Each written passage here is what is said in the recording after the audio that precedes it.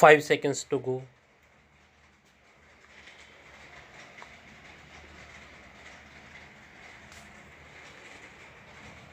Start.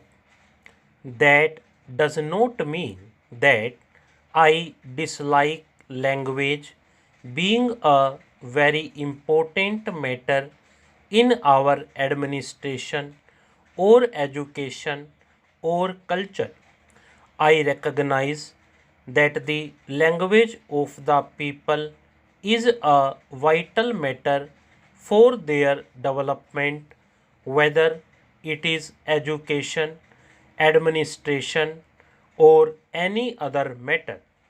But there is a distinction between developing the language to the fullest extent and this passion for building up a wall around a linguistic area and calling it a border.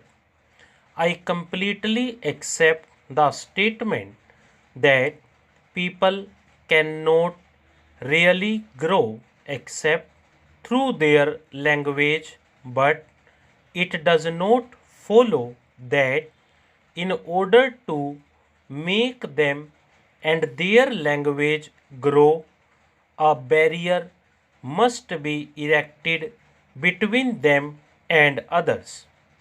The various language areas in India represent the development of history through the ages, but drawing a hard and fast line between two areas is, I think, carrying it too far. As a matter of fact, it just does not matter where you draw your line. If you judge a border purely from the linguistic point of view, you will be going against the wishes of many people. Invariably, there are bilingual areas. As long as you cannot prevent people of one state from going to another, there will always be bilingual areas. Are you going to stop, contrary to the dictates of the Constitution, the movement of workers or of other people from one state to another? You cannot.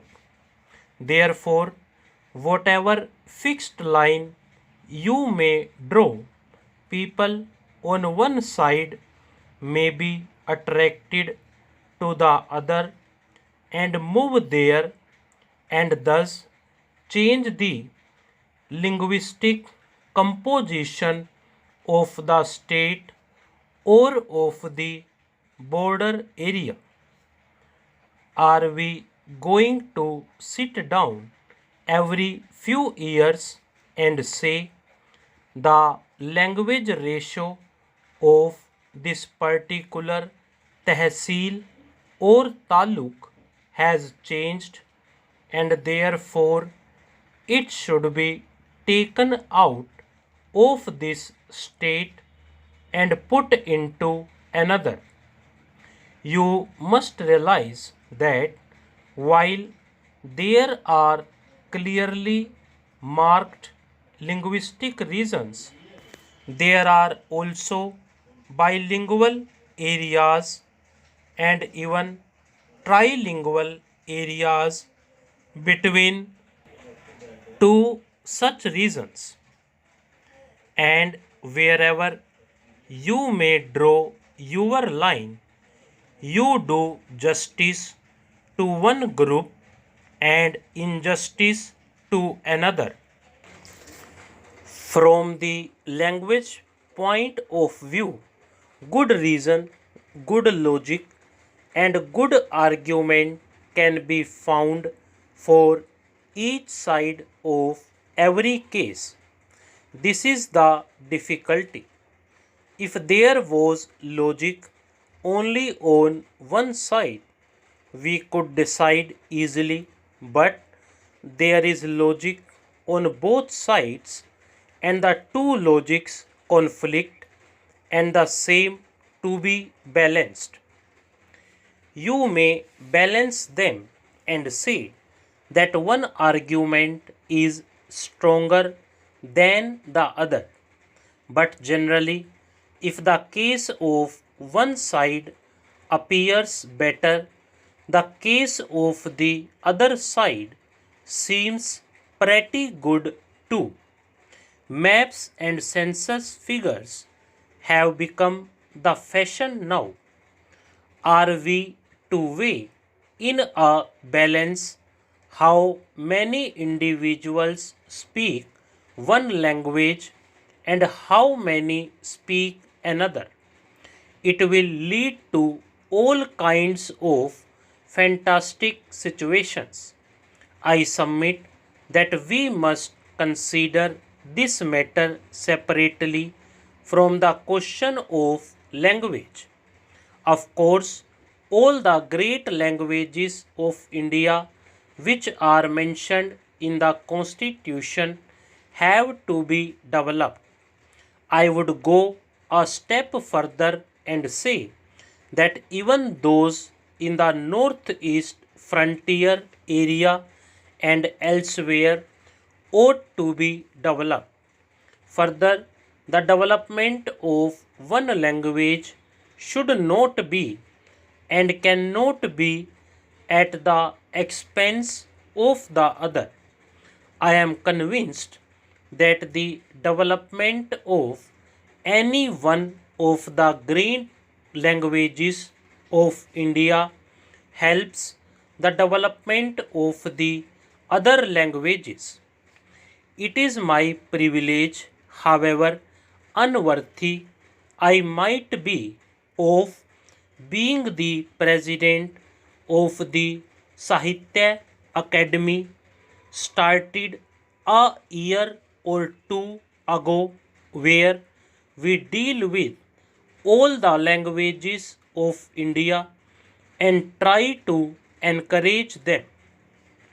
The more we discuss these matters, the more we see that encouragement, development, and growth of one language result in advantage to the other Indian languages also.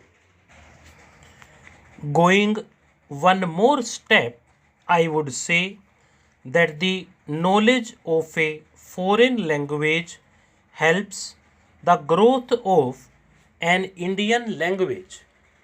If we are cut off from foreign languages, we are cut off from the ideas that are contained in those foreign languages and from technology which is part of modern life.